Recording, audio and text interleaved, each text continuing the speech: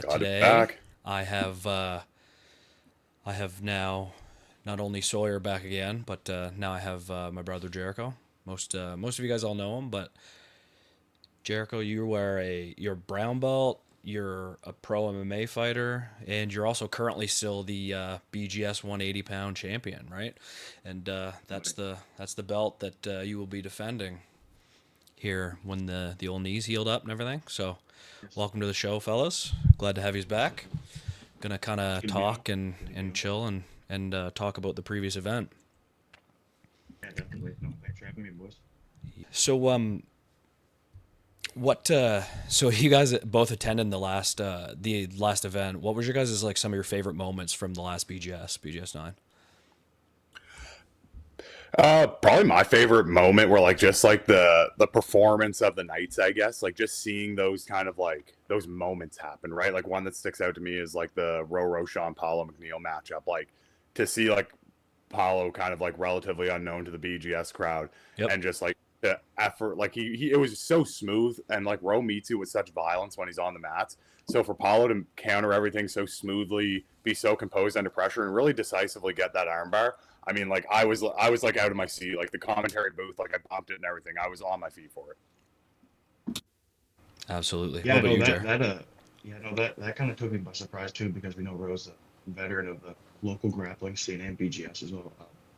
I'll be honest, I hope he doesn't take this wrong way, but I had no clue who Paulo was, even until he stepped foot on the mat. I said, "Who's this guy?" And I was very shocked to see what he did to Rowe. So, Absolutely, Rowe, man. I agree. And you know what's funny? Like he to me he was like relatively unknown. It's like his name looks super familiar to me, but and then when he signed up, I kind of like looked a little bit more on his Instagram and stuff like that. But then Sawyer reminded me, he's like, "Dude, you know who he is. Like, you've talked to him and stuff." And I hate when I'm that guy. But yeah, like I didn't realize like Dill had competed with him before when they were both white belts, I believe, right? Yeah, And I yep. remember meeting him then. Now, after Dill told me about that, and you said that, so I do remember. But man, it's so cool to see guys like that and watch them progress and get that good, and then go and challenge the top guys in the divisions, right? Yeah, it's super awesome. Like you said, like to see them like is a short time ago white belt tournament. Now he's a title contender, and like he's a guy who if you can handle like because like and this is no obviously no shade on Rowe. Like if you can handle the pressure Rowe gives you, and you can do what Paulo did in a match against Rowe, I like that match versus the champion Mark Fronter is like that's going to be exciting. That's going to be a fire match. Oh yeah, for sure. It definitely is. And we'll after we get going here a bit, like I'll pull up the video and we'll talk about it, right? Because Ro came up to me and he was like, he's not taking anything away from Paulo's performance or anything, but when we talked about it, his he was concerned about like the referee stoppage, and it was kind of heat of the moment, and I had a lot going on too, so like I didn't 100% like I don't 100% remember what his exact words were with it, but we can watch like how Chris reset them. But I think that he had felt that like the ankle lock he had on him was like really tight, and I think he believes he could have finished him with it, but we'll kind of look at that a little bit here in a bit, right, guys? Yeah. Anything else, Jared, that you found stuck out to you, like any performances or anything like that that you just remember off the top of your head? in this, over the last few breakthrough events, there's been moments that have stood out to me, but specifically at the event, it wasn't just one thing. It was actually, it's always nice when you can see one guy who's always, you know, maybe coming up a little bit short in those absolute divisions, and maybe getting up against the best guy on the scene, and then just coming up a hair short.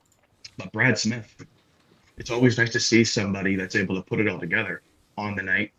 Three, four, was it three or four Just straight? four Four? straight, bud. Yeah. I mean, four straight. Brad's been around forever. I remember grinding it out with him at the first Halifax location. We were blue belts, me, you, and Jeremy as well, still blue belts. Oh yeah. And seeing him as a black belt now, it's inspiring.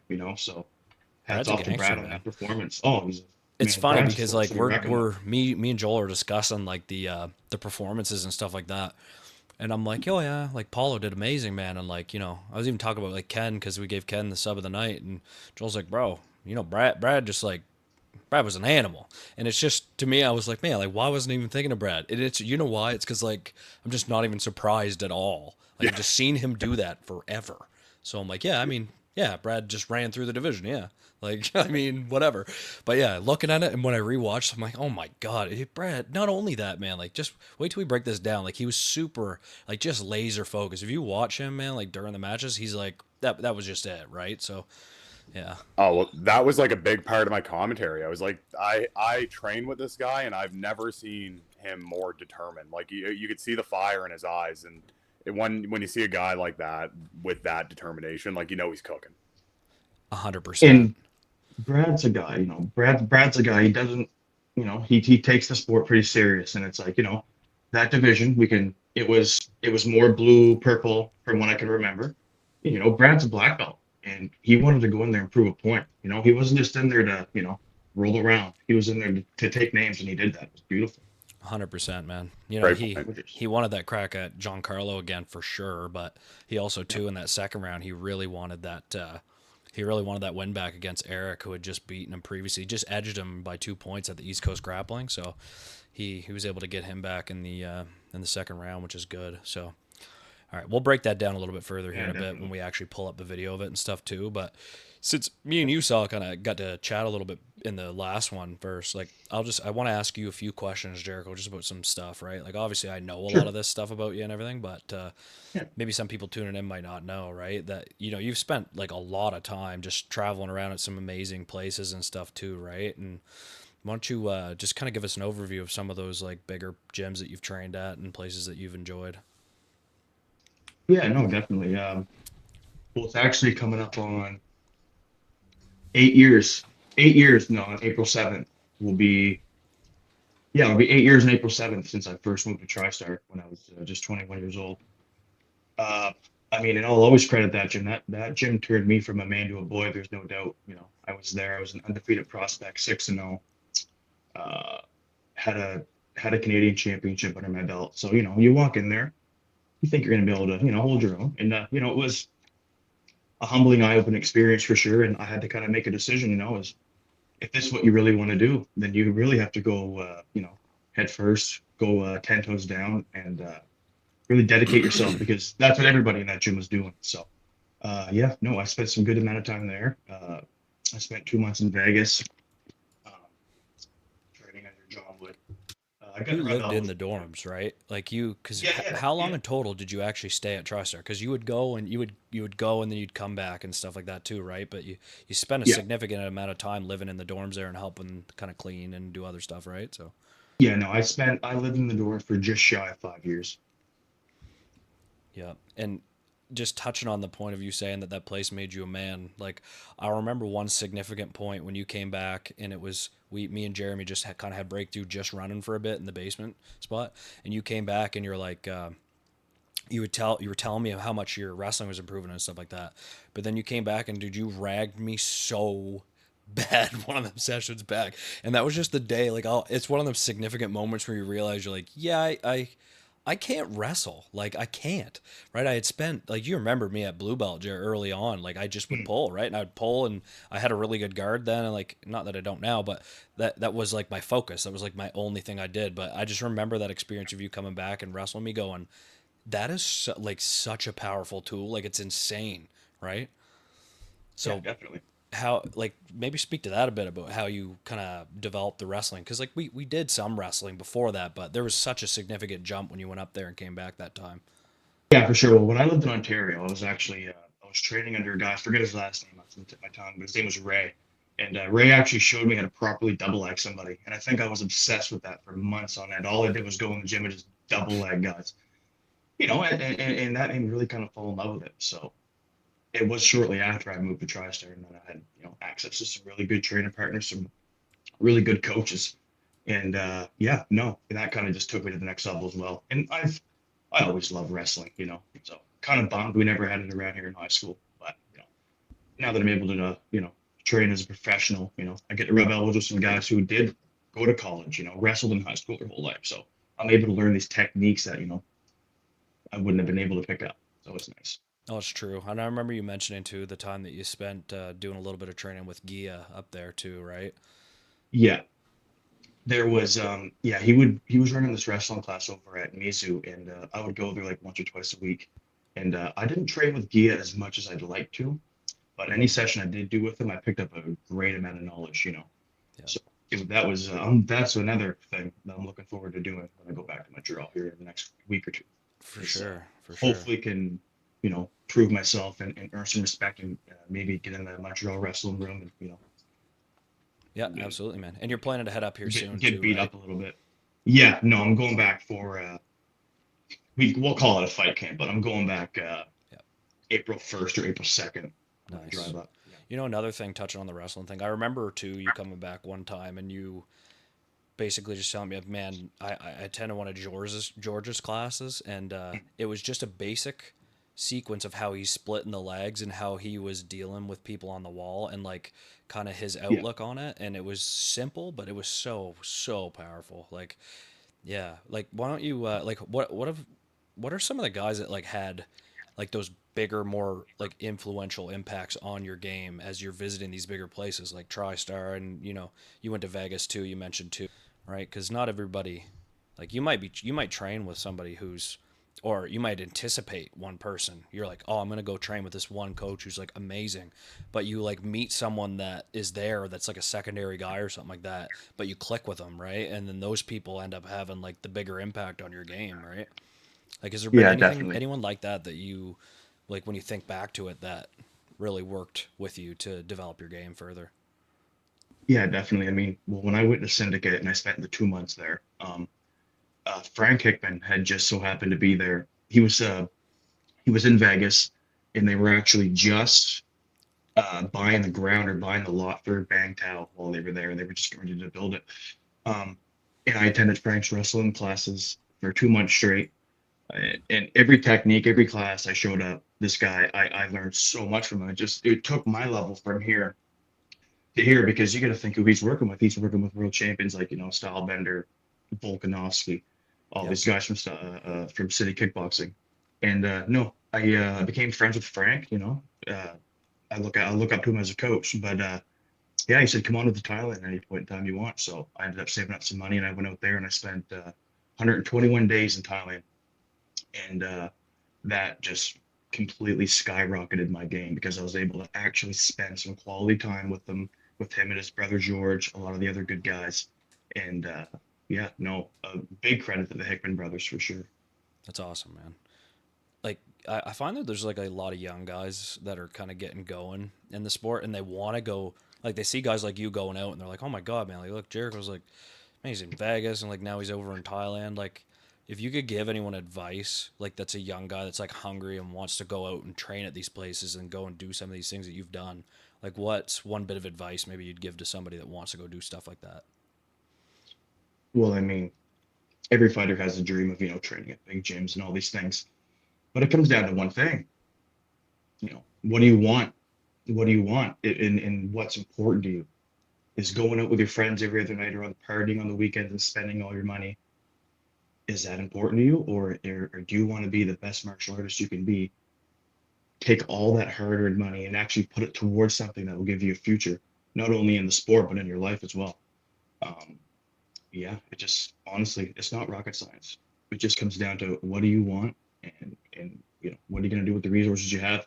If you come from one of these big places, that's a lot of these people are lucky, but if you come from a very small area like I come from and there's not a lot of high level guys, you have to kind of make a choice, like you're only going to get so good by yourself, Yeah, it's true. which comes down to saving every dollar you got, and just saying fuck it and putting yourself in the best environments you can.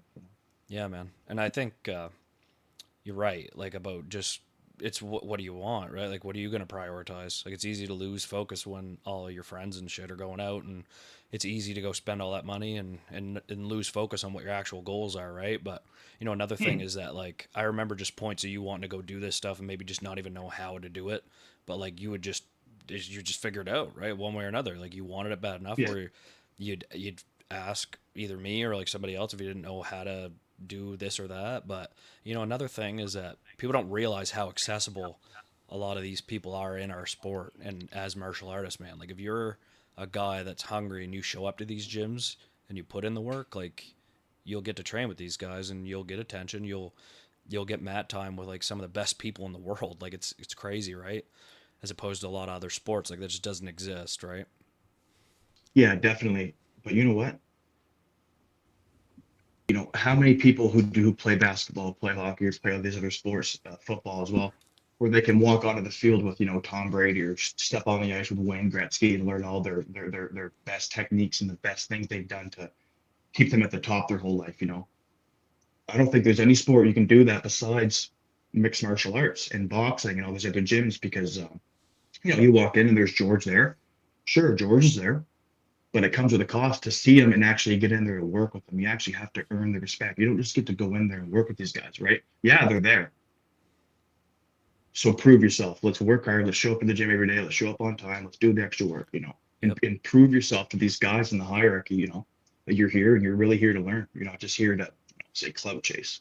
No, exactly. It's easy to be the kid that walks up to the instructors like, "Hey, man, like I'm here and I saved up all my money and I came here and like I'm here to learn from you and I'm going to be like the next big thing." And it's anybody can say that, but to shut up and show up on the mats and put in that work and show it, like your actions speak so much louder than words, right? They just do. Yeah, definitely. It's just funny. Like something just popped into my mind too. I remember that day that you called me and you're like, "Man, I just guess what I just did today? Like I just sparred Vitor Belfort."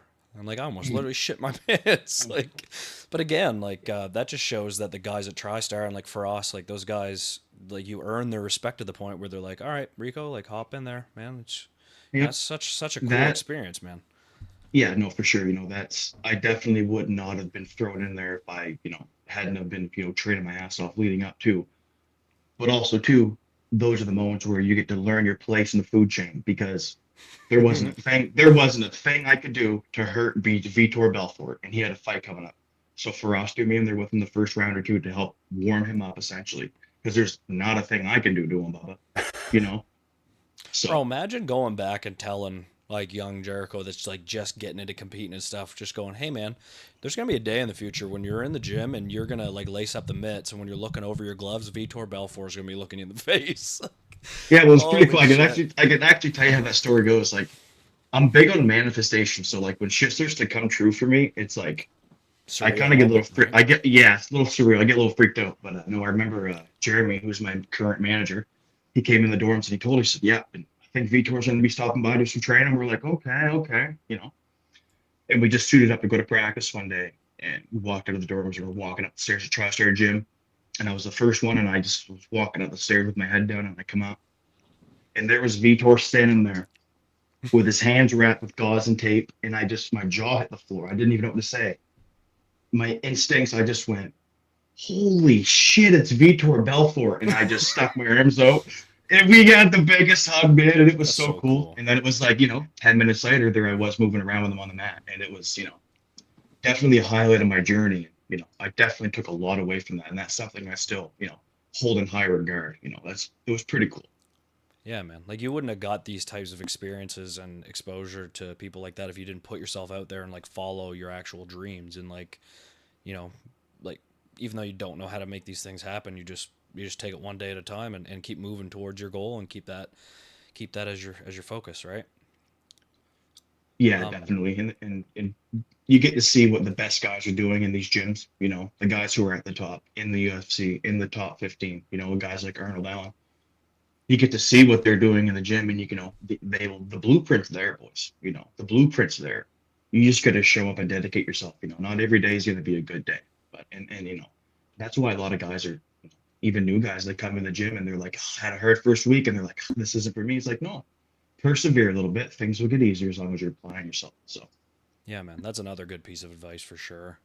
So, what's you're heading up to Montreal, right? But and I know you probably can't talk about some stuff, but like, what's your plan when you're looking towards future fights? And I guess too, you're going to be defending your 180-pound title at some point this year too, right?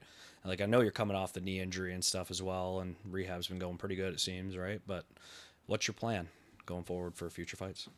for sure, after it's coming up on 2 years since my last MMA fight at FLA 10. And going into that fight, I knew I had a lot of work to do, if I wanted to be, the best version of myself. So uh, I watched that fight back and I get a little freaked out because I can't even recognize the guy, even though I won and it was a flawless performance. I can't even recognize him. And, even though I've been off for pushing 2 years for MMA, but I've been in the gym every day, grinding, getting better, doing the right things, working on my flaws especially. You know.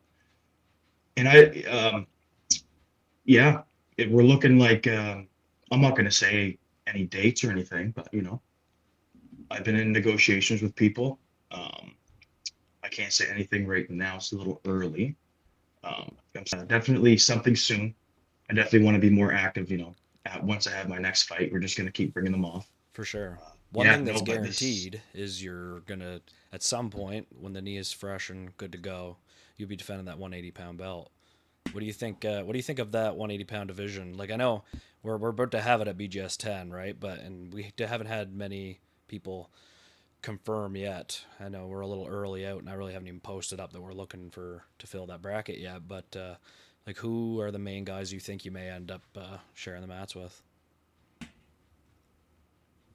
um, there's a lot of relatively new guys on the scene now. A lot of guys are getting promoted, a lot of guys are getting better. Oh yeah, As of right now, it just as it stands, it just looks like the same as it's been. The top three guys looks like it's me and Adam and Ken Beaton. Uh, I'm sure they're gonna hop right in the next 180 bracket. There's no doubt. oh yeah. You know, they both definitely want to avenge their losses to me. I'm a little bit upset I couldn't finish Adam. Because I'm in there to finish for sure. I'm not in there to make it a long drawn out process. I want to get in there and impose my will and get the job done.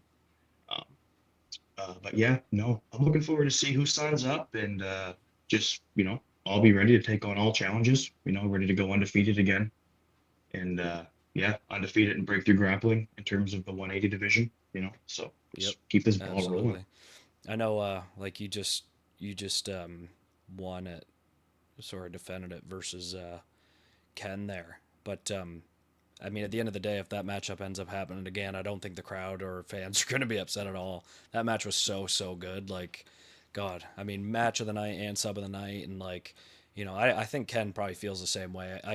We all know how we feel when we lose, but at the end of the day, like, he knew what kind of match you guys were involved with there, and it was just what a nice exchange of just, we all knew what was going to happen. It was Ken is going to try to enter the legs and work to solidify enough control to apply some sort of lag lock, ideally a heel hook. But like, at the end of the day, man, like, we trained really hard for that, and Well, you are the hardest person. Like, it's one thing to like be able to, like, people talk about like, it was really hard to lag lock. No, the thing is like, it's really hard to control you and control your hips.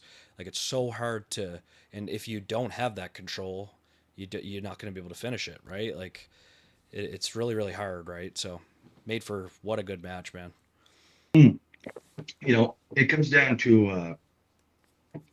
it comes down to smarts too, man. Like Oh yeah. going against a guy like Ken, you just can't show up to the gym every night doing your same old routine. What if you're knowledgeable in the sport and have any experience, you know what Ken's capable of within a matter of seconds. If you give him an inch, he has taken the full mile. There's no doubt. So it was, we knew it was no surprise what he was going to do. So I have a lot of credit to give to you as well because of your knowledge in the lag lock department. I mean, it's no surprise what Ken wants to do going in there. He wants to delim you in a matter of seconds. So it came down to a lot of game planning, a lot of positional awareness. You can't just go in there against a guy like Ken and not be knowledgeable in the lags. Like, he's going to catch you. He's caught the best guys around. So a lot of credit goes to you, training with you leading up to that, just going over his sequences and the positions and his favorite positions that he likes to get into because you and Ken are no stranger to competition against each other. Oh no, that was the thing too, So right? Is me and you spent a lot of yeah, time where I watched. What I did was I watched Ken's most recent stuff, right? And I looked, and his ability to get underneath you and like off balance you, and then he gets that control in various ways, right? And then he applies the heel hook. So it just shows like how good of a job we did breaking that down and equipping you with the right skill set, because yeah, you just like effortlessly, you hand fought his other leg. Like, he would be distracting you with one side, as he normally, people would address one leg while he's using the other leg to solidify that yeah, control. But you just did such a good job fighting that off, and you just continuously passed and passed and passed, and eventually you worked your way to the mount and arm triangled him, right? It was awesome. So yeah, for yeah, sure. yeah, it was awesome, man. And if that No, it was a happens good again, match. I think all gonna be pumped to see that. So No, I'm definitely excited to take on all challengers. So yeah. Ken Beaton, I'm We'll waiting see for how you, this son. bracket lays out, man. You never know who's gonna join this, right? And what happens. We'll see. Yeah. No, for sure. I'm telling you, I would not be surprised if it was him and Adam again in the final. And I I can't even tell you a prediction on who's going to win because those two are so back and forth, and their matches are always nail biters. So I'm looking forward to it. Absolutely. So another question I had for you too, Jared, is how do you approach and balance like the focus between when you go to compete in MMA and then you switch to just the focus on grappling.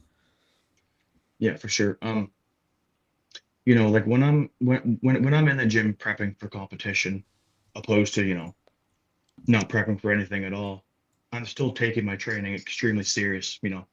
When I leave the gym, I like to have improvements. I like to leave with my head high, knowing, okay, I got better in a certain area tonight. And I just I choose my time wisely with what I'm doing on the mats. Like my time, I don't really have an off season, so I'm in the gym every single night, and I'm always going over these various positions with you, Jeremy, even Sawyer when he's there. So I think it just comes down to time management. And when I'm away on camp, obviously, like I go away to TriStar or these other gyms I go to, and I'm all in on MMA. I do it all, there's for me there's no real answer. I try to balance it all. I try to approach everything with a good head and knowledge. I like reasons. I look for reasonings behind techniques and movements, and that's what brings you to the next level, honestly. So, just 100%. just choosing my time wisely and studying the best guys. And Yep. that's You it. do a good job Just too lots of of drilling. like you don't necessarily change your game significantly or anything. Like you just apply your game in the correct way, right? And you're good at switching that on and off, right? Like you're training Yeah, like you obviously put in more grappling rounds leading up to a grappling competition, but overall your sure. skill set just translates really well and you know how to flick that on or off, right? So, Yeah, yeah. for sure. So guys, what both of you guys, I'll ask you this, like how do you guys see that like the scene has just grown so much in Atlantic Canada over the last little while, even Sawyer, just from like the period of time you joining, right, and starting to compete. Like how do you guys think that the scene continues to grow, and like what do you think it looks like here in the future, like a few years down the line maybe? So for me, I kind of have like I have I think I have a good answer for this because I think grappling is a sport, and I think we're seeing that as a sport. And one thing that I see online all the time, and you guys have definitely seen it, and everybody's talked about it, is like, oh, it's getting watered down, it's getting watered down, it's getting watered down. Well, name a sport that has a sport-like structure like grappling does now, with all these major tournaments, with these major cash prizes around the world. Name a sport that got worse because more people did it. That's the problem when you look at things like football in the Maritimes. It went through this shrinking period and it got worse. And now football in the Maritimes is very good because it got more people started doing it. And the programs around the like football in New Brunswick, football in Nova Scotia started to grow the sport in the province again. You're seeing this boom with grappling and MMA in the world. And I just can't see the logic behind anybody thinking it's going to get worse because of it. There will be more, and you might see more of the kind of the larger percent of the scene being white belts, obviously, because there's more white belts and black belts for a good reason. There's more people that enter the sport than stay in the sport for 20 years. But that doesn't make it watered down. That means there's more competitors on the scene. And I think it only means that more people are going to stay in the sport, more high level athletes are going to get attracted to the sport over things like basketball, soccer, or whatever. And you're going to see just a larger level of competition and a higher level of competition everywhere, not even just the Maritimes, just globally. I agree. How you feeling about the scene in Atlantic Canada, Jer? Like how do you think it's gonna look in a couple of years, right? Yeah, no, I mean, it's inevitable to grow, right? I mean, especially now where kids are joining at such a young age, right? And you see these kids who are legitimate purple, even brown belt level before they're even a blue belt in their youth, you know? And if the sport still has a lot of catching up to do, like people join hockey and soccer and all these other sports at a super young age too. So I think the future of the sport is the youth and all these guys who are signing up at a young age and just involving themselves in it their whole life, and their body almost grows and forms to be perfect in that specific sport. So 100%, man. I mean, that's always kind of been like that's my goal with BGS. Me and Joel, like when we talk about it, is to like continue to grow the opportunities for people because I believe that like if somebody who's sitting on the fence or like that is they maybe are like a high level athlete or something, they come watch one of our shows and they're like, man, I could absolutely do that, right? Or like, man, that like inspires them to go and do that, right? But I think that having shows like ours and obviously FLA did it for me, right? When I back when it was sub series, going and watching those, I'm like, man, like that's my goal. Like I just want to. That's like my goal in jiu-jitsu is if I can just do a match on there, like that's what I want to do, right? So I'm hoping that we can be that for some future guys and continue to grow it and uh, continue to offer like good opportunities for people to compete, and I'm hoping to really like continue to grow the viewership and like people showing up to watch it because that's like kind of the key for it to can you continue to grow the shows to be bigger and offer even more opportunity and stuff, right? So I mean, well, I think we're doing a good job of that already. You're just seeing like our shows are pretty well sold out every time now, and we have more sponsors jumping on, and we have some awesome plans for the future, which is great. So Mhm. yeah. Um, and I just think the effort behind the whole thing is what takes it as far as it does, because as an athlete, you know we it makes us feel good when we feel like we're prioritized, like we are the priority. You show up to the event, the venue's sick, but you have a locker room for the mats in it. You feel like a full professional when you walk up to our Mhm. events. yeah, And I feel like it's only going to make the sport better. yeah. That was like, Oh, yeah. It's kind of like the reason why I wanted to do it, right? Is like we've competed for so long, and like me and Joel just always were talking, like, yeah, I mean, man, imagine if like we could just do that, or like, they should do this or that, right? And it's, yeah, like those little things, right? If you haven't competed, then it's hard to know those little things that have that effect on people, right? But it's funny, but having the right mat space to warm up in and then having just a case of water there ready for you is like that's like more than what a lot of people offer, right? Which is crazy, but we think it's crazy, but some people just don't really realize that those little things just when you walk into the venue and you look like, oh my god, this place is sick, like just makes you excited, like as a viewer, as a competitor, and yeah, man, I that's what makes me love it, right? So yeah. well, it makes sense. Exactly. It's for athletes by athletes. Like, look at the two front men of it. It's you and Joel, two like high level competitors. Look at the people who are working behind the scenes. You have commentators who are competitors. You have refs who are competitors. You guys know what it's like to have to put on a show where the athletes are comfortable. And like Jericho said, if the athlete's a priority, they're going to want to be there and they're going to want to put on a show because they're going to want to be back. 100%, man. And that's the feedback we get a lot, right? Of just the positivity in that aspect of things, which is awesome. For sure. Yeah. So one thing kind of we were talking about before the show kind of started, we were chit chatting about it a little bit, but I was telling you guys about how me and Ken have kind of been talking a little bit about the scissor takedown, the flying scissor takedown stuff, and we were discussing like him and Dylan kind of gave me their breakdown of how they deal with it and stuff like that, and we were talking about how it's when done correctly, like it's not that dangerous of a technique when it's actually done correctly. The issue is people doing it, not understanding the mechanics behind it, and them just jumping and latching onto people's friggin' legs and not even like with no support of their weight at all, right? And I don't know, Jerry, were you there that time, or did you see the when Nate Douglas did that to Mikey from Pictou County when he friggin' popped the hell out of his knee? No, Well, you know I how big wasn't Nate there. Douglas is. Like yeah, obviously, like, not to call you out here, Nate. I'm sorry, bud, but that we all know how bad that one was. He like just with his amount of weight, he jumped right on Mike's friggin' knee, man, and just popped the hell out of it. I remember like that was kind of the point where everyone around was like, "Yeah, no, we're not doing that anymore. We're not doing that anymore." But yeah, how do you guys feel about that takedown or like that sequence, like that technique in general? How do you feel about it? I'll keep it short. I mean, there's a lot of dangerous techniques in that one, especially, but it just comes down to knowing the technique, knowing the mechanics. Yeah, Yeah, I think it's like Jericho said, like knowing the techniques, knowing the mechanics. I'm torn on it. I'm 50-50 per se when it comes to this because It is like when you see a guy like Ken or Dylan, and like they're very fluent in everything they do when it comes to the sport. When you see a guy like them do it, especially to someone who knows how to accept it, it's like it's a good looking technique. It's an entertaining technique. Um, but I think the problem is that unlike a heel hook, where you used to get the argument that like heel hooks are way too dangerous, is like they're so quick. Well, like I'm under the school of thought that heel hooks are just like a Kimura. Like if you let it go too long, you're gonna get it. Something's gonna break. Yeah. But I think the key difference between like a sub attempt and a scissor takedown is that if you have someone who doesn't really know what they're doing, just throw their crotch into your knees from the side. That's dangerous on the same way a slam would be dangerous. And if you're proficient in the technique, it's not the worst thing ever. It's like a pretty technique. It's very effective, obviously.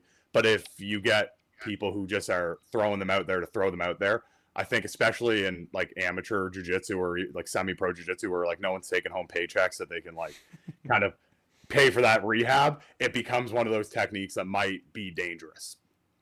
Yeah, I see that argument too. My biggest thing is that like if you watch people in ADCC do it and other people, like you have to have a hand planted. Like if I just jump onto your legs, like if I plant my hand on the mat as I enter into it, it's such a good technique on how to enter the legs, right, from standing. And you see some just amazing finishes from that position. It's just such a good way to enter the legs, right? So Yeah. What It level gives is you it legal it at gives you a 80? base.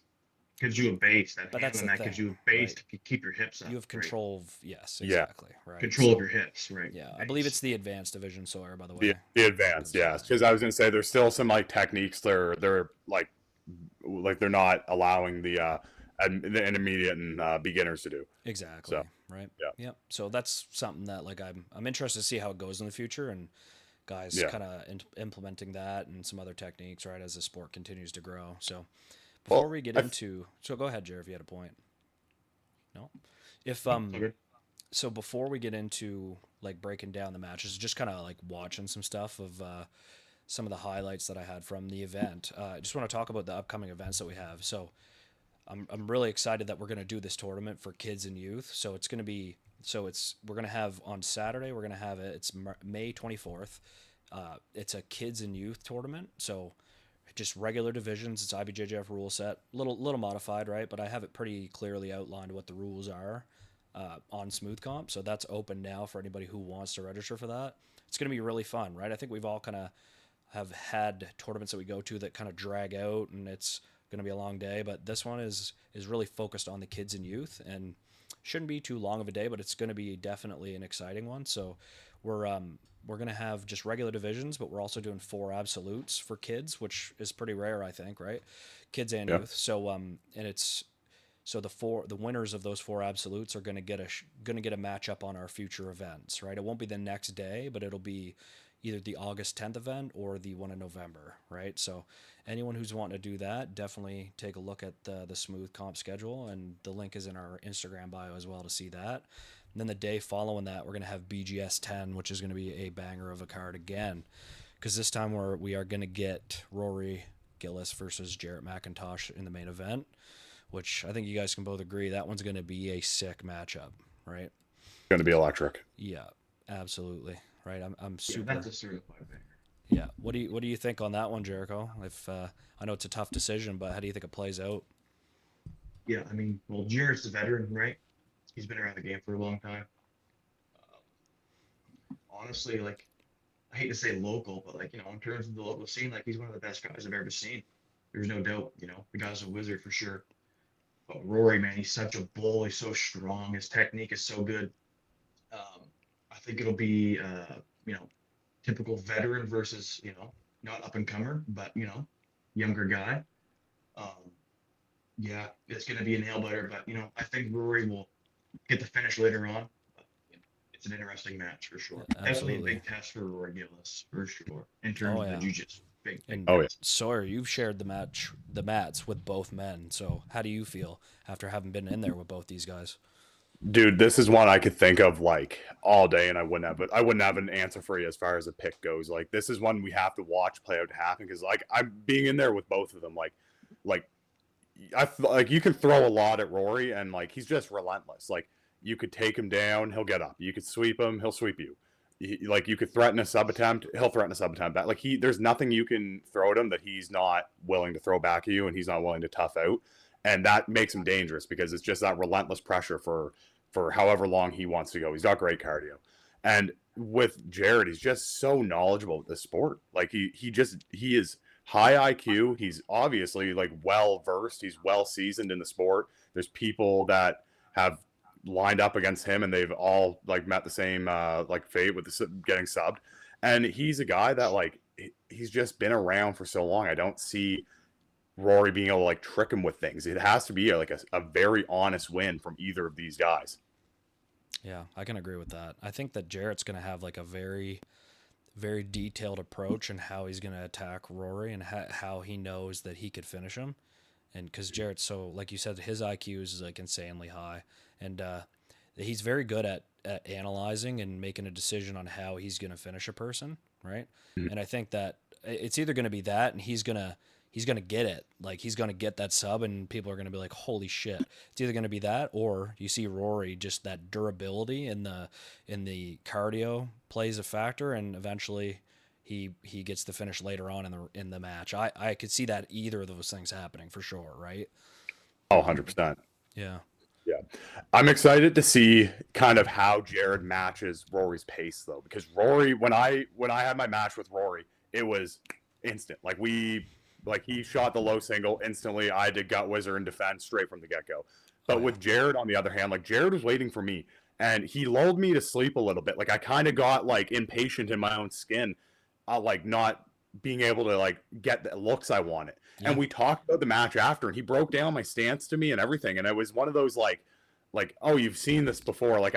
You've seen me 100 times over, because he was breaking down the way I was standing, the way I was holding my hands, and like how he was going to react. And I was like, oh, you like the longer I tried to like kind of wait you out and get more looks, the more you took that in and analyzed.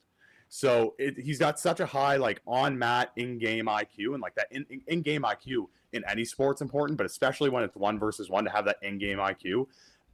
That's going to be really important against like someone with relentless pressure and who's going to constantly be looking to advance position like Rory does. I agree. That's a really good assessment of it, man. And again, it's gonna be super exciting. We're also gonna in the co-main event we will have the second quarterfinal matchup for the quintet tournament, which is good. So we've got one team already confirmed for it, and we're working on the next. So as of right now, I won't say, but you'll see the announcement here soon for that, hopefully. And yeah, it's going to be another awesome event, right? We'll also have the 180-pound bracket, who's going to determine who challenges Jericho for the title in the 180-pound division, and then we got the plus 145 women's bracket as well, who's going to challenge Sarah Wilson, which is going to be another really good one as well.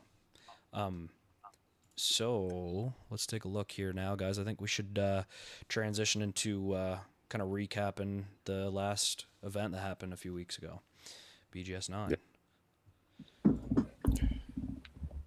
You know, while you're moving that over, what 2 tough prizes to win? You win a bracket and you get a title shot, and you got either Sarah Wilson or Jericho just waiting months down the road. Oh, What a tough prize to win. It's going to be that summer card is going to be a banger. We'll see who's all like ready to go and everything for it, but you potentially like Brad and Giancarlo will be August 10th, and Mark and Paula will be August 10th, and potentially like it just could be a just absolutely crazy summer card, right? It could turn out to be. Man. Yep, we'll see. Yeah. So that'll be the August card, right? Yeah, August 10th. Yeah, it's gonna be. Oh yeah, I can't That's like what gonna be a a like good one. dead of summer, like what a spectacular card already, and we're still months away. Like that's the quality of breakthrough, right? Like Yes, sir. we're talking cards in advance. We're talking 6 months in advance, and like we're talking about how great these cards already are, and we haven't even filled the other half of them out yet. Yep. Like Absolutely, man. Let's take a look at. We kind of talked about Brad and how amazing he did, right? I'll pull up his first submission against Andy Campbell here, guys. We'll take a look at this. So we're frozen. Just give me 1 sec here, guys. We're gonna cut back. Go. Okay, there we go. So you guys will see here, Brad's playing a good De La Riva, but You'll see here he kind of comes up and takes the top position here. He really fights hard and gives Andy a Yeah. little shove there to stay on top, right? Take a look here. He sinks that friggin' Darce in nice and tight, man. Beauty. Just a beast, right? Like, look at Just, Brad's demeanor, right? Like, he oh is yeah. just laser focused all night.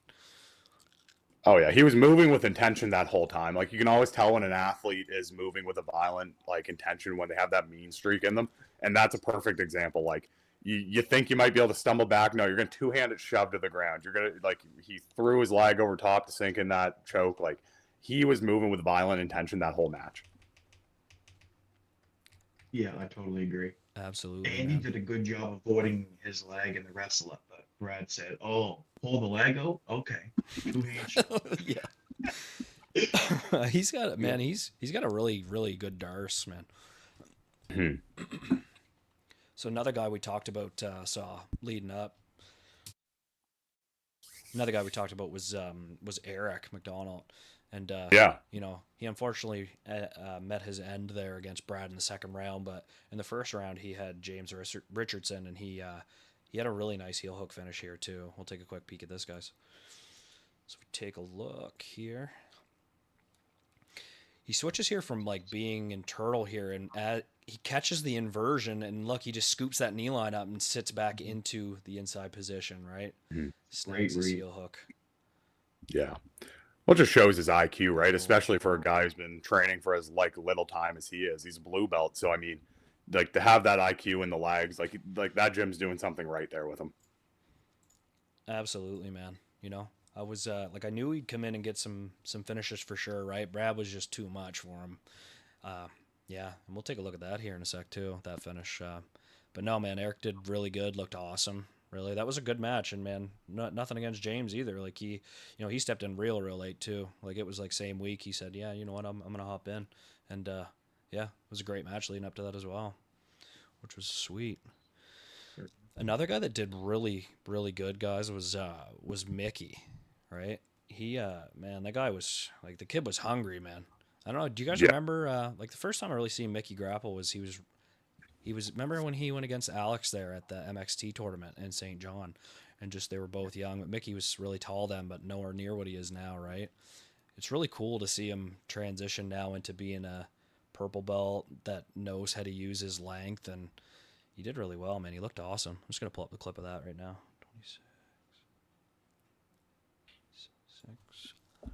26. And this one, this was a 22-second rear naked. He steps in and gets that arm drag real quick here.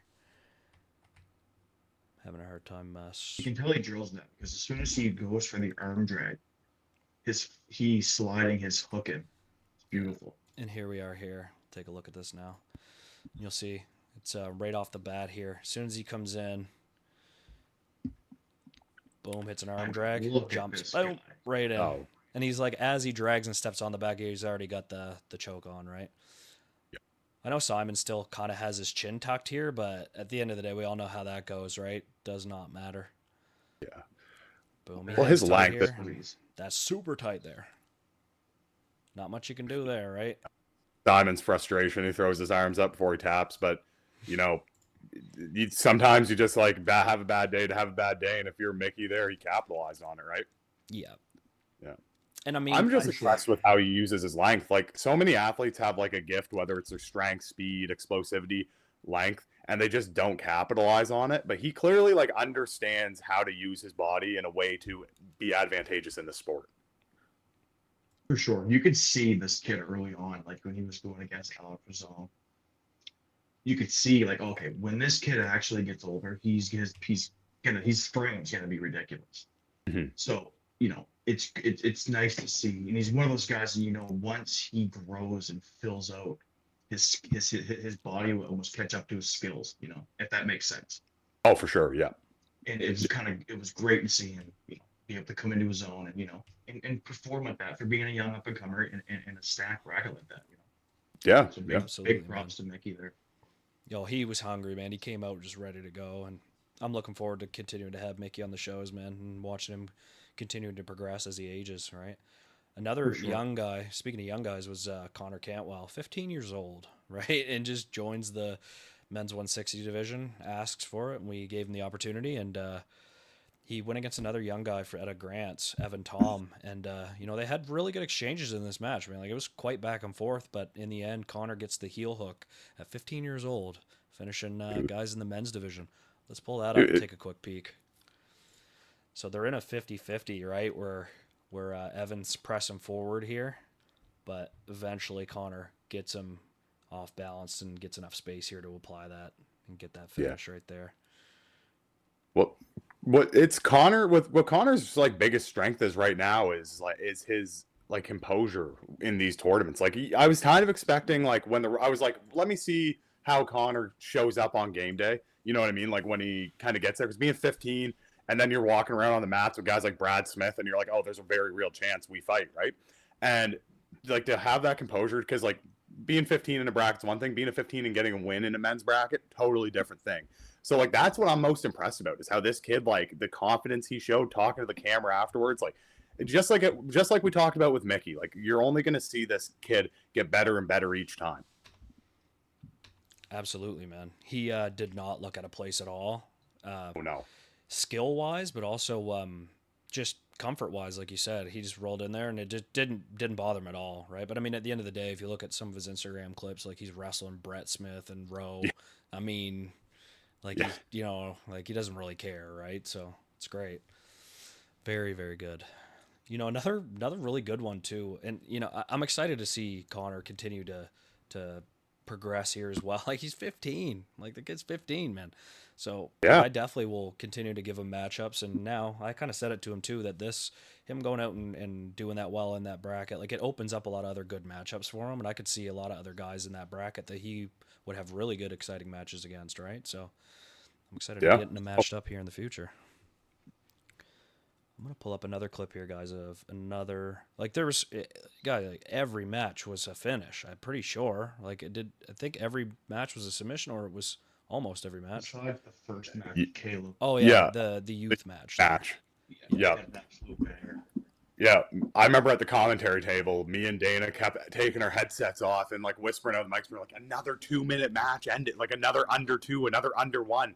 It was crazy night. Like, how do you pick I don't know. This is your job is hard right now, Justus, trying to pick the clips to show here, because we could be all night here watching like 1-minute finishes and talking about them. We could sit and watch the whole event, right? Like we really could. Like, but another one, the next one that I kind of wanted to talk about too, which was it was Charlie Ross getting the finish on Will Kerr, which I thought was like it was really really good, man. That match was, both boys came out tarps off and said, let's go toe to toe. And man, it was back and forth. Like these boys were going at it. It was really good, awesome exchanges. And then, Charlie just kind of lays it on him here in the end. Let's pull that up right now, guys. Take a peek at the finish here.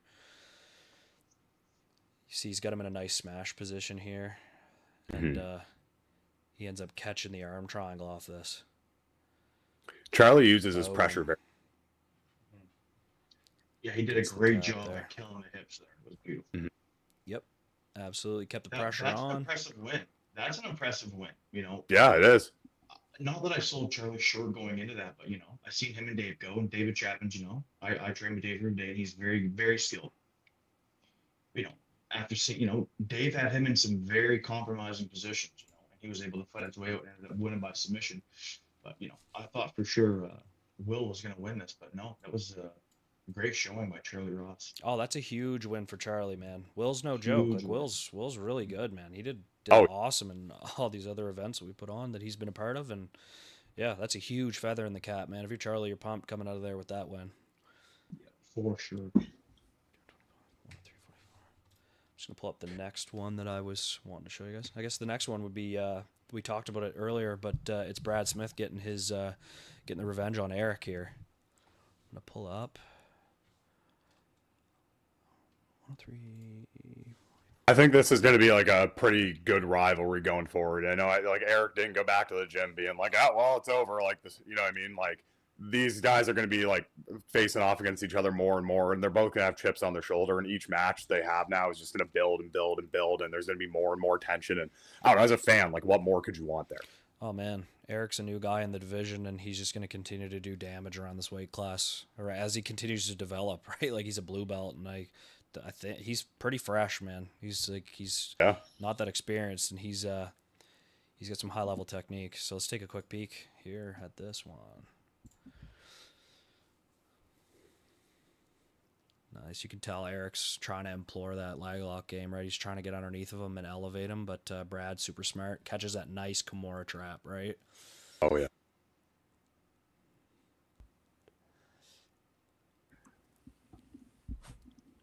One thing about Brad is he's so strong too. Like you don't think about strength in 160 a lot, Oh, but he with is, Brad, man.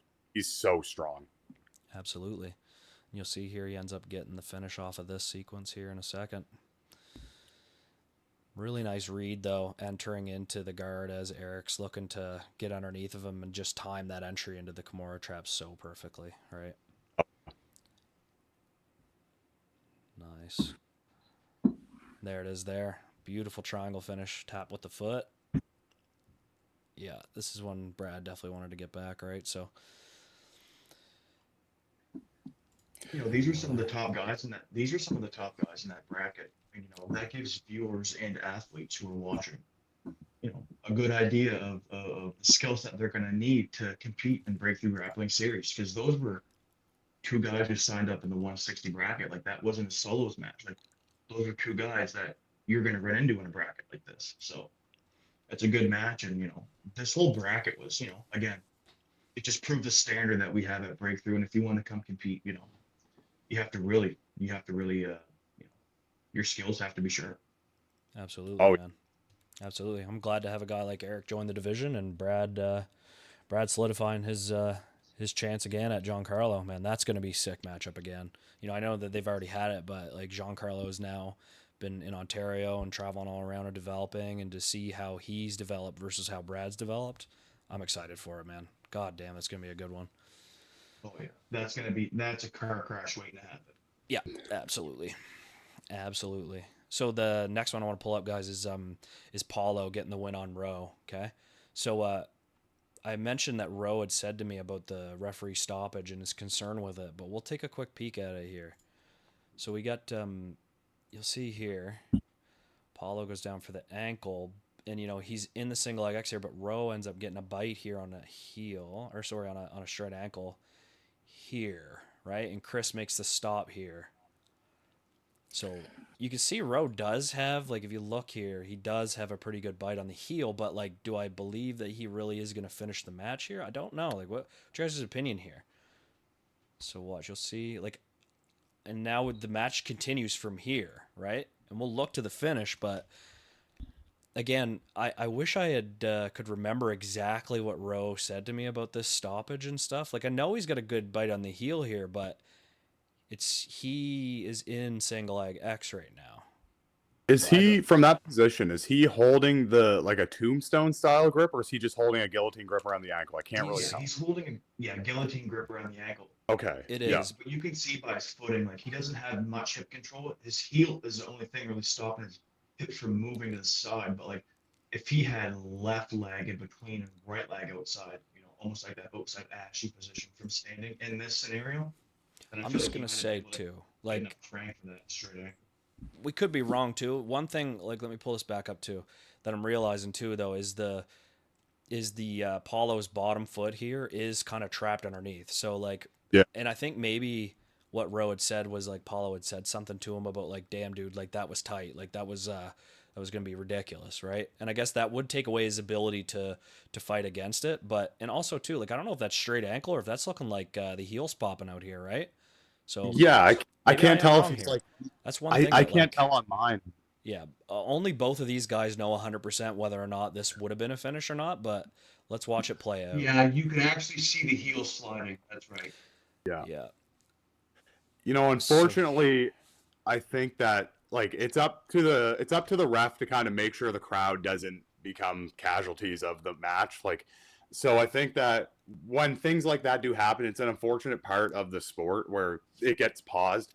But as competitors, we're all going to be there. A ref's going to stop if he thinks it's dangerous for anybody sitting front row, and that is our sport. We have people on top of us, unless we have like a large scale venue. So you kind of have to mind your space and understand that's part of the sport. And I don't doubt Rowe like was close. Like that guy is strong as an ox. Like he can rip your foot off if he wants.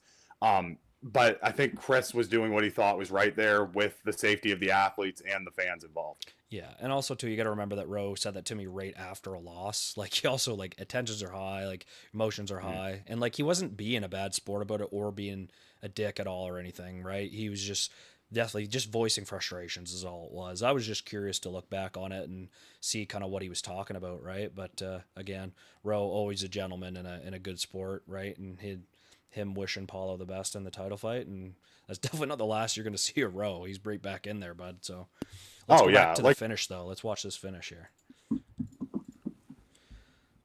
So Paulo, again, they're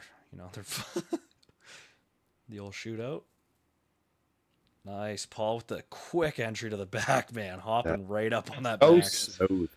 Unreal. And Paulo really made a name for himself in this match. Rowe's not easy to do stuff like this too. And you'll see this is a pretty interesting situation with the armbar he gets into here, right? You'll see here in a second. He almost gets like an X guard on the top arm with the leg. Rowe stands up here in a sec, I believe. But like you said, though, man, beating Rowe, like Rowe was the uncrowned #1 contender for sure going into this one. Getting this win in the first round definitely put a big old stamp on it, right? So. Oh yeah. Just one sec here. He does stand up here in a second. Here it is here, right? Do you see how he's got that X guard grip on the top arm and he's armbarring him, right? It's almost like a crucifix style situation. Yeah. And then he switches off. Boom. Gets that armbar. Yeah. Paulo did a great job there with the composure too. Yeah. That was nice, man. Very good. Paulo looked awesome, man. What'd you say, Jer? I said that's it. I've seen enough. Give him Ryan Budd. Speaking of Ryan Budd, let's pull that up. Yeah, what an unfortunate ending to that one. Felt bad for both guys involved, really. Yeah, I felt bad for Thomas Mahoney. That's a guy who came out like that was his first match on the BGS. Like he really wanted to make a statement, and he did. Like he gets the win, but he doesn't get the win he can really like take home with him. And we're gonna see him again. Like this kid is game for anything at any point. Yeah. But I felt bad in the moment for Thomas kind of having his first match, his debut match end like that. Yeah, let's take a look at it, guys. You can't get much of a clearer slamming motion than this. So you see Thomas here, jumps closed, right? Bud takes a second, realizes, fuck that, boom. Just illegal.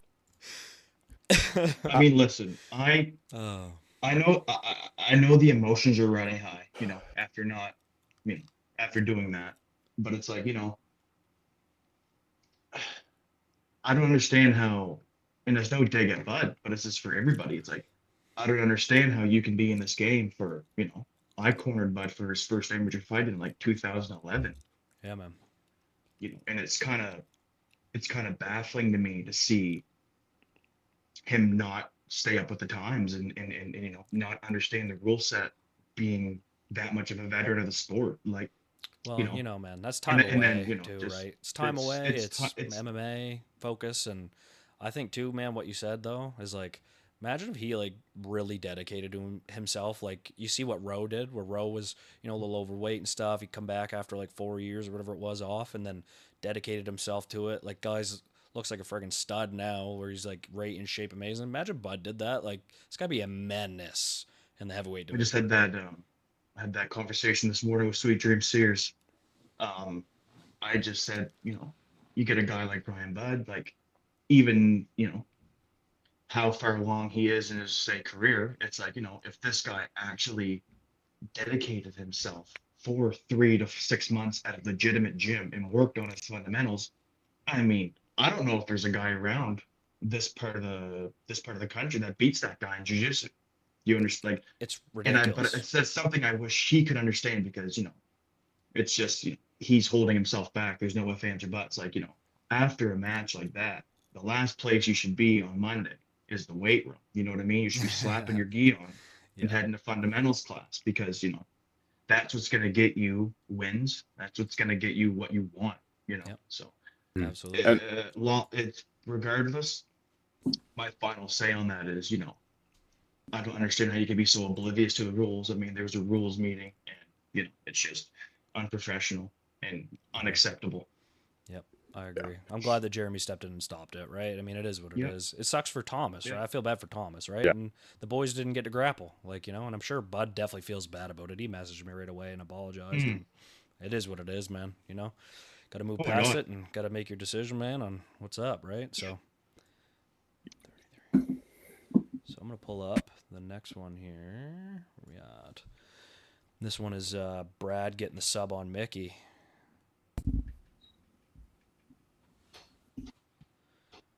Where we at here?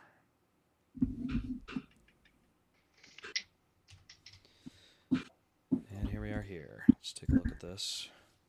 Mickey looking to pass him, but he overextended himself hopping in there. Brad snatches that arm right away, gets to a nice top lock, Mm. and eventually progresses his way into that armbar, I believe. I think Mickey's error there was just not thinking his length could get him past that guard. And Brad's seen so much, right? He's been around for so long. He's Oh, yeah. seen guys Mickey's length. You have to earn every second, and I think that's just an experience thing. Because I think Mickey knew as soon as he was caught that he was in a bad situation.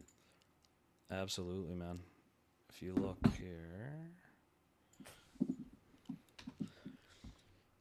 think he gets a little frustrated here. Doesn't know really kind of how to deal with Brad, right? And he's I young, can man.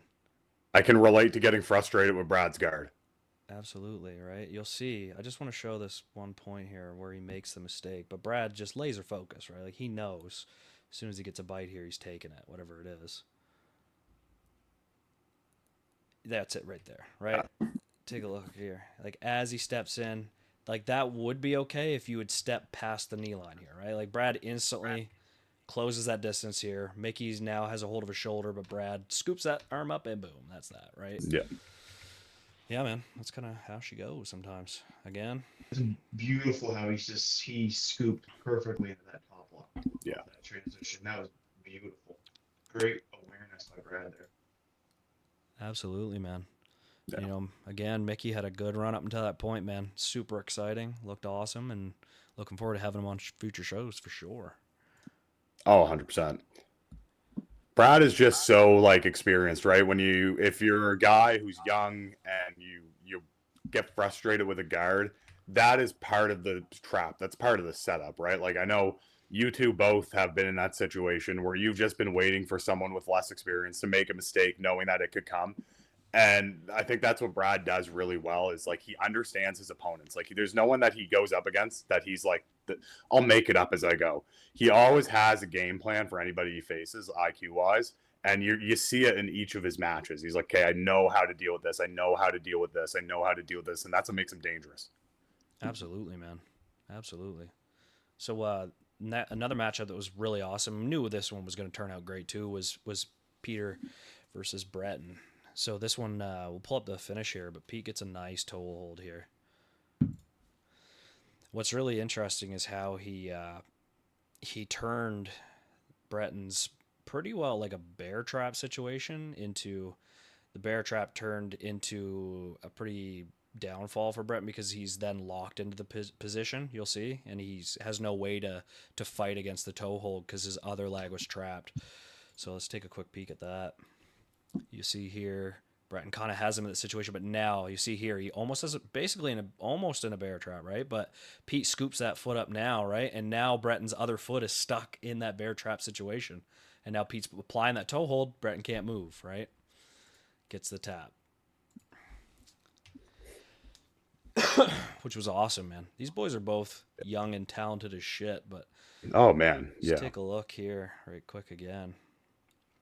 It was a good job by Breton though attacking the legs, but as you see here, like leaving the left foot in here a little too deep, right?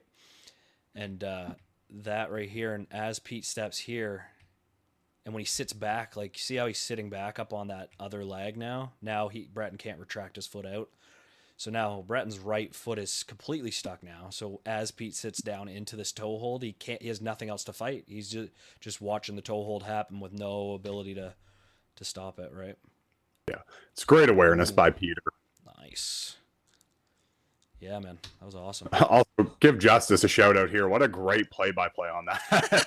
I started viewing the podcast. I was super into the play-by. That was a great play-by-play, Justus. Yeah, buddy. Yeah, but Maybe someday we'll have the automatic playback there, at events, like play it right up on the screen. Yeah.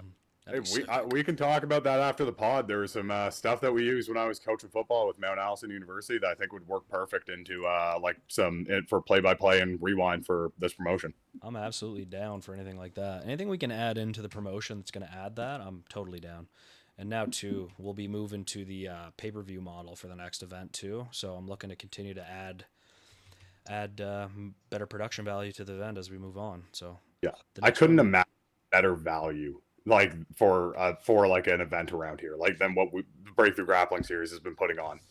Yeah, man. We wanted to make sure though that like we were developing it to the point where I was comfortable charging $10. That's what's going to be $9.99. But I'm comfortable now with the production value. You saw our multi-camera setup now, and it's definitely we're going to continue to add to it, and charging the pay-per-view cost is going to allow us to continue to invest in the production value of this show. So I'm excited, man. So let's take a look at Paulo getting the win over Thomas here and earn his shot at the champ. So here we go. So Thomas kind of get him in a omoplata situation. As you can see, like real smart by Paulo here. He's stuck in the omoplata, right? And he steps over the body. And as he steps out, that hand's free, he's in a perfect position to step into that inside position here, right? Now he's got that honey hole, and now he steps over into the outside. He's actually got both legs wrapped up here, which is nice, right? Double trouble is what you want, right? The opponent's inability to fight your grip with both feet is really what you want here. Yeah. Nice position, Paulo. Paulo's smoothness is impressive, right? Like he's always moving, he's always looking for the next way to attack, right? Absolutely. And against bigger opponents, that's the way you got to be. Like Thomas was bigger than him by a considerable amount. Rowe was bigger than him by a decent amount. Like he was the smaller man throughout this whole thing, and but again, he stayed one step ahead of everyone the whole way. Absolutely, man. And it was a really smart move here if you watch. Like this right here, when he passes the leg over, like he's in the honey hole right now, right? But passing the leg over like this into the outside, like Thomas really, when he's sitting flat on his butt, he has no ability to roll or anything out of this. So if you just watch right here, as he passes this over, he's stuck now, right? Because you'll see Paulo's left foot is hooked underneath of the other leg. There's no rolling happening now, right? Boom, that's it. Awesome. I got it. Yeah, no worries, man. I'm a little bit tight for time right now. Nope, no worries at all. No worries at all, man. Thanks for joining us, Jer, and that's that, buddy. Later, Jer. See you, man. Later. So, let's take a quick peek at this one now. This is Brad winning the bracket against Levi. So Brad hits a nice. Here we go. Here you'll see Levi steps over, right? He hops over here. Brad's looking to do a throw by, or he's shucking that. He's clearing that the collar tie, and Levi hops up here, boom, to grab a guillotine. Brad turns the corner quick. Yeah. Hops on the back. And he eventually works his way. Nice little body triangle on the go right now. Works his way into this finish here. Yeah, and speaking of one step ahead too, like Brad was one step ahead of everybody this weekend. Like he just was all over everyone. And can we go back to the slide by there? Yeah, absolutely, man. Like Brad is very complete as a grappler too, and like he's very good at recognizing wrestling situations.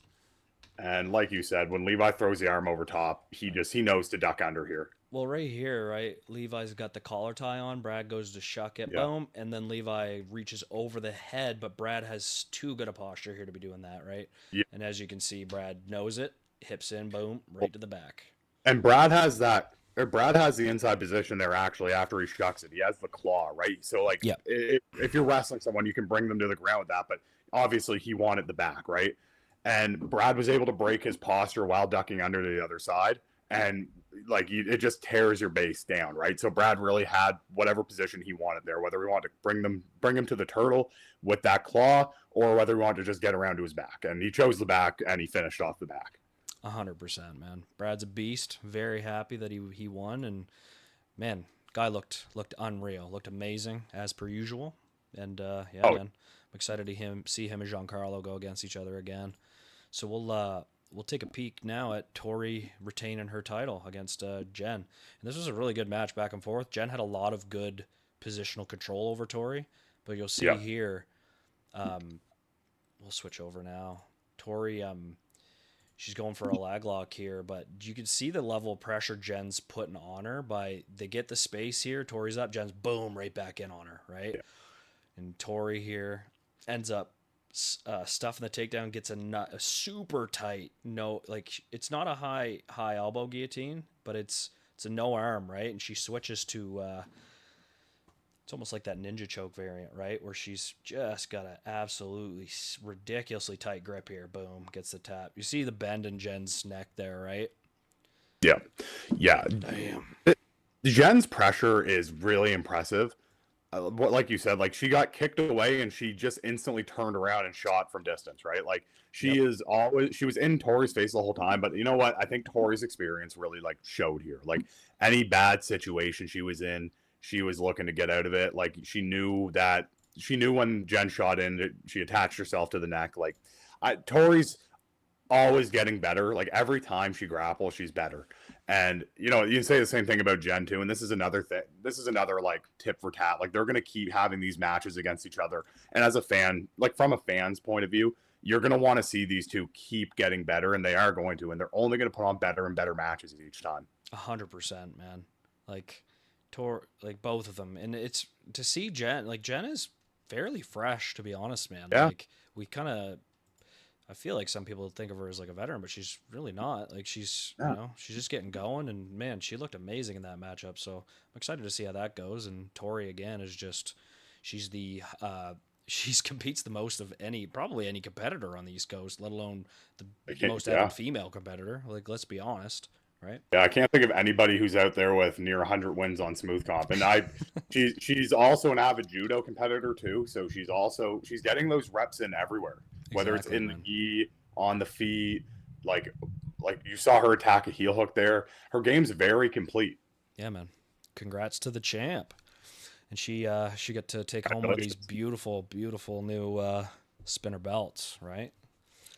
So let's pop over to the finale, right? The main event, which was Woodshop versus Presley BJJ, which was such a good back and forth match, man. Like just the matchups, right? We started here with Corey and Presley, right? Here, let's 2, 3, 6. I just want to pull up the exact 4, and you'll see this finish too. Like Presley was a little, he didn't kind of know. Like you'll see here, like Corey does tap, but he was a little unsure. Prez was, so he's like maintained it and said, you see here, he tapped, right, but he wasn't sure because. Referee didn't step in, and almost like it was kind of a shallow kind of tap on the leg, right? It was kind of hard for Chris to see, I think, right? But again, it is what it is, right? I mean, good on Presley for making sure the job was done, right? Like it's your job to finish the match; it's the ref's job to stop it. Exactly, that's that, right? I don't blame him at all, and Corey definitely doesn't blame Presley either, right? So. Oh no, Corey would have done the exact same thing. Like we've seen Corey compete locally, we've seen him compete on the BGS now. Like Corey is 100% game. He's a dog. He would take that arm just as quick as Presley would if he had the chance. Exactly. Just one sec here. Pull up Morgan versus. I think this quintet matchup, like it just showed how exciting quintet matchups are. Like this was as far as like a match to be an ambassador for this like type of event here. Like this was a great match. Like I can't wait to see more of them. And I was already excited for this. But like my excitement for quintet style matches rejuvenated. Like I want to get on a quintet team when my knee heals up. I want to be a part of this buzz. 100%, man. I think that as this continues to go on, you're gonna see guys put together like teams that are made up of like friends from across gyms, but like, dude, you could start seeing these guys like almost keep like turning it into like a league style where you're trying to get certain guys onto your team, and you never know where this might go, like with that, right? When you were Oh yeah. talking about the future of BJJ and the quintets, right? Yeah. Oh, exactly. And you know what? Like we're already starting to see guys like apply for these. Like you have one of the spots already filled, Yep. and we had 4 teams at the original Quintet event, which means we're gonna have like we through 2 events we've had 6 different teams. Like this is only getting better and better. 100%, man. In the second match, you'll see here Presley gets the submission again here against Morgan Hayes. Slides into a nice straight ankle. Boom. Very good catch. Very good catch. Yeah, Presley come out hot, looking great. And Well, he looked as good as we thought he would look. Like he is a guy that is going to come out and really bring it to whoever's first. If he's your lead, you got to be worried about who you put out to match him first, right? 100%, man. 100%. And the next match, like, I would sit here with you and break this down if we had a little bit more time, but we'll watch a little bit of it here. Was Presley and Dylan, right? What a good matchup, man. This was great. This was so like, fun. such good exchanges between these two guys, you know. Both of them are always very, very fun to watch. Just the technical aspect, right? And yeah, man, as you can see, Dylan really hunting for those lag entries, but Presley, you know, he kind of mentioned it in a post I think he talked about was looking for that back exposure during these times, right? Where he's because you know the two do go hand in hand. Like anytime that somebody is hunting for the legs, there's points in time where there is back exposure opportunity, right? And you see there Presley taking full advantage of that, right? Yeah. And when you're with a guy, when you're grappling a guy with like Dylan Beaton, like you don't necessarily want to just dive into a lag exchange. And like obviously Presley is extremely skilled, but so is Dylan, especially in the lags. Like Woodshop and Picto, their gym's known for their lag lock ability. So if you can find a way to like kind of bait the lags and expose the back, that can really put you in an advantageous position. 100%, man. It again, I think Presley did have really good control in the start of that match, right? And you see Dylan kind of turn the tides here at this last ladder portion of it. You see him working on a nice deep Darce attempt here too. And it just shows, man, like how good of a match. Like both guys captain, you get both captains of the team against each other, man. Like this is kind of what you end up with, right? Yeah. Yeah, boys put it all on the 100%. line, and man, the crowd won this one. Oh, for sure. The Nice. dynamic part about this too is that like this was Presley's third match. So you can't just assume Presley's gonna just walk through everyone, right? You can't assume your number one guy's gonna be your number 5 guy. So you have 3 matches or 2 matches before an 8-minute match. Like it takes a toll on you, and can you get the finish when you need it? And obviously Presley and Dylan went to a draw. Exactly, man. Just one sec here, sorry. Yeah, no worries. And then we had Keenan and Mike DeSaulnier. He I will say Keenan impressed me. Really, like he looked great. I was really impressed with Keenan. You know, he had taken some time off from competition and then got back on the local scene, and then like to kind of come out to the breakthrough grappling series like this, like because I believe he got 2 submissions. He really put his team in a position to get to win this event. absolutely, man. I agree. He was another person that when we were talking about performances of the night, he was definitely in the discussion here. Yeah.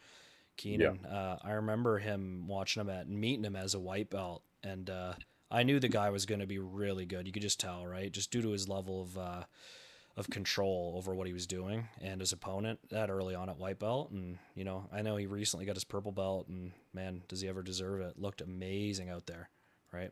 Yeah. Absolutely. And you'll see he got that submission, and I believe he also got another one after that as well. And you will see right here. And 2 weeks ago, when we filmed like the podcast leading into this, we talked about how like you're going to see these guys in the in between shine, and he's a perfect example of that. Because when you think like Woodshop versus Presley BJJ, you might just think the Beaton brothers and Presley, but now you're seeing a guy like Keenan really like put the team on his back, and now he's forefront of your mind when you think of these teams. Absolutely. I'm looking forward to him maybe joining a bracket or us getting him a super fight or something. But, Dude, you know, actually, we were both mistaken here. Him and Noah actually fought to a draw. And to a draw. yeah, Noah looked great too, man. Got to give it to that guy. Look here. He, you know, Keenan had a lot of dominant positions on him, and he still just right near the end, still giving it his all, man, going for that guillotine, right? Both boys end up, making her to the while we're semifinals. talking about Keenan and bracket, a match I would like to see kind of set aside from these two teams is Stock King and Keenan. Like those guys are both so strong. I think they're in the same weight class, you know, They and gotta be they close, right? yeah, and I think like that'd be a banger of a match to put on a main card of a BGS. Like those guys are so strong, so technical. They have no ounce of quit in them. Like those two would be a great matchup. And I thought of that as I was watching the quintet that we didn't really get to see them, and I was like, damn, like that would have been fun. Absolutely, man. So this here we got with this big of a file, it's a little hard to scrub through it. I should have had cut up some clips, make it a little easier to watch. But let's see here. Speaking of Scott, he goes in there and gets Ken right away. Yeah, and Ken, that's a hard draw to get a fresh Ken. Like it's versus anybody. That's a tough one. And Ken, you know what? Ken really impressed me in this. Like he got 2 electric wins back to back. Like dude, Ken. Again, he knows, right, that his team is down here, and it's Ken has to pull this out 2 submission wins to get the win, right? And as you can tell, he starts off here, and he is gonna get the job done. Boom, right into the armbar. Damn, son. He is so smooth with that armbar, like to the guard pull. Like that's something I think I need to like. As someone who's like viewing this, I was thinking about this a couple days ago when we talked about like kind of revisiting this event. Like I need to learn that. Like I need to study that. Like that was too impressive for me not to want to go. Like okay, I need to know how to implement that. 100%, man. Because he got it against Oliver, he almost got it against Scott, and he used it to get into Scott's legs. Like the way Ken used that was super impressive. So after coming out with that, he after getting that win, like he's now in. It's Scott and Ken, right, for all the marbles. And taking a look here, like Scott does a really good job though, man. Like Ken's got him real deep in this armbar, and he does a really good job of transitioning into the legs here too, off of these upper body submissions, as you see now, right? Yeah, and you're about to see Ken get like very much directly underneath Scott, and when you're directly underneath someone and you're as dangerous in the legs as Ken, what are you to do as the defender there? Like whatever way you go, he's falling into your heel deeper. Exactly. You know, Scott is holding on here and doing a pretty good job fighting, but ultimately, Scott does defend well. I will give him his credit on that, but you're going to see Ken finish the leg or finish on the knee right there. Yep. And again, taking a look here at Ken's ability to get underneath and elevate, but not just elevate though, he off balances, as you see the way he gets Scott off to the side there and gets that entry into the knee bar, which is just beauty. And Ken leg locks like a wrestler wrestles. Like he doesn't give you an ounce of oxygen when he does it. Like he's always off balancing you, always elevating you. Like he's always at you with some sort of pressure. And if you're not versed in the heels to the same level he is, like the odds are stacked very high against you. 100%, man. Ken coming, the boys put on a show, man. Both teams come out absolutely trying to win it, and that was really awesome that Ken was able to dig deep there, get 2 subs, man, to get the win for the team. Right, I was really happy for the boys overall. It was great, and man, thanks for Presley BJJ coming out and putting on an awesome show too. The whole team was ready to go, man, and the matches were super exciting, man. Really exciting. So, man, you guys killed it on commentary too. It was such a fun event. I mean, I kept hearing over and over again that this was our most exciting event, right?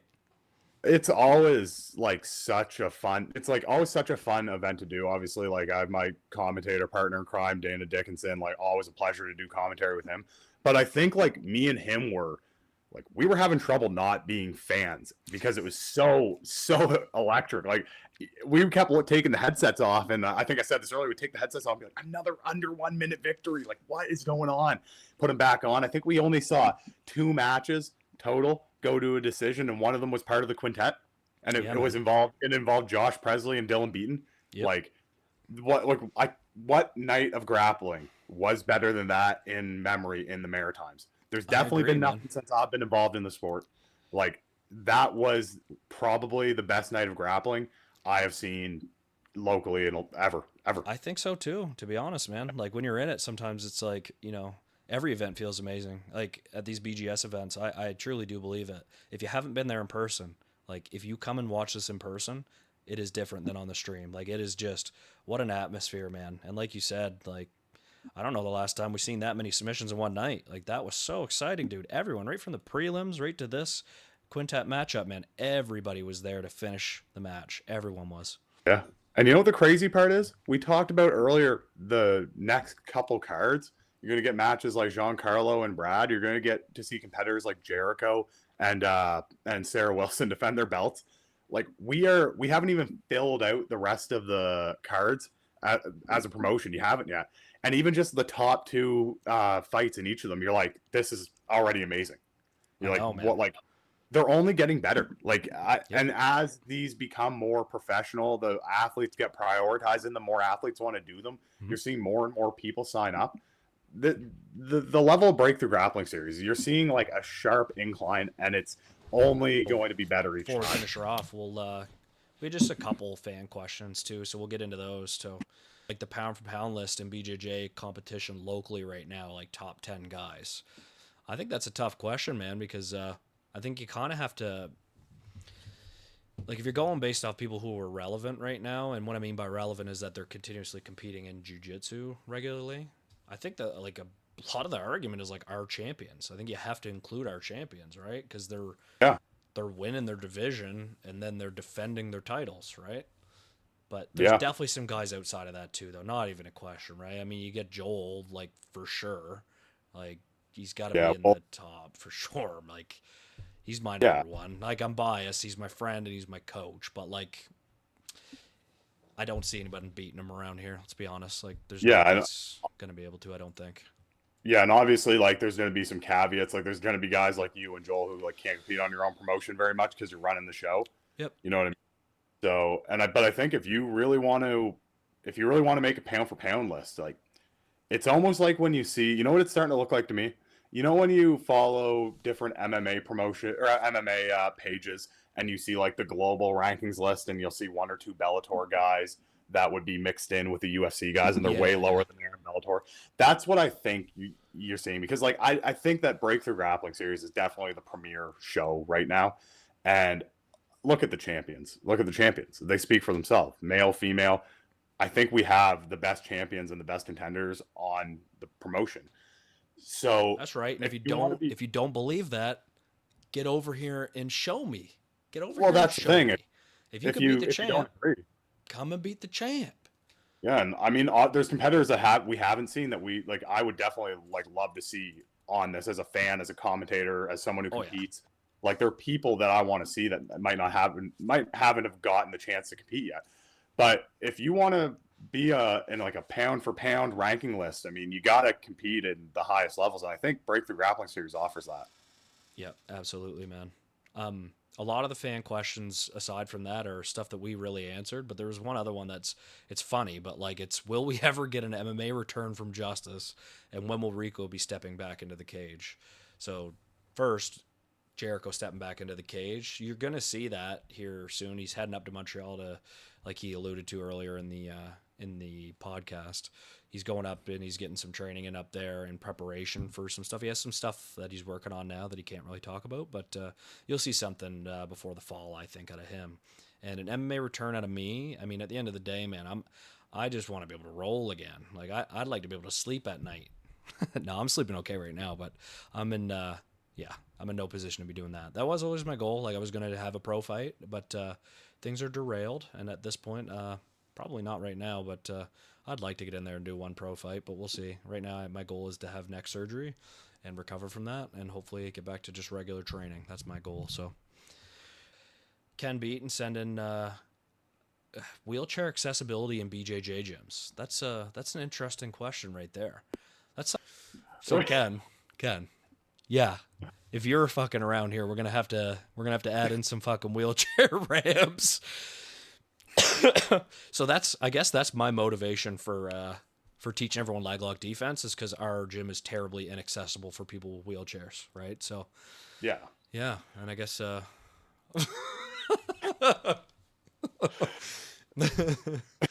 oh god. Yeah, Ken, if when it comes to wood shop, I think you guys are probably good. But if you're a competitor who's facing Ken or a wood shop guy, maybe make sure your gym has a ramp. This Because is it. if And you know what things though? go Maybe that's- wrong, Bro, you wait a might- second. you might need one of these. Bro, wait. Sawyer, I think I just figured this out, man. What? Like these guys, like this is some like these guys are leg lock specialists. And is it coincidence that they name their gym Woodshop Jiu-Jitsu? And that these guys are actually what they're doing, they're breaking all these legs, and their business model is to do that so that they can use their wood shop to build ramps. And this is their whole business plan, is that they're Yeah. like, that's like, boys, I'm calling these out right now. Is that what this is? Like, you guys are the wood shop because you're going to build all these people ramps after you fucking break their knees? Is that what I'm putting together here or what? Just wait, Justus. I'm getting a call. Yeah. Yeah, no, it's Harvard. You just got in, man. You figured it out. Yeah. High IQ grappler right Absolutely. there. So the next event we have, it's a weekend. It's going to be an awesome weekend, right? We're going to have the youth and the kids tournament on Saturday, and you're able to sign up on that now on Smooth Comp. And then the next day after that, we got BGS 10, man. We got Rory Gillis defending the title against Jarrett McIntosh, right? And stay tuned for that quintet matchup as well. What an amazing Event. match. Yeah. Absolutely. So thanks for joining me, man. And it was a pleasure Pleasure. breaking things down with you. Always a good time. And we'll do it again next weekend. 100%.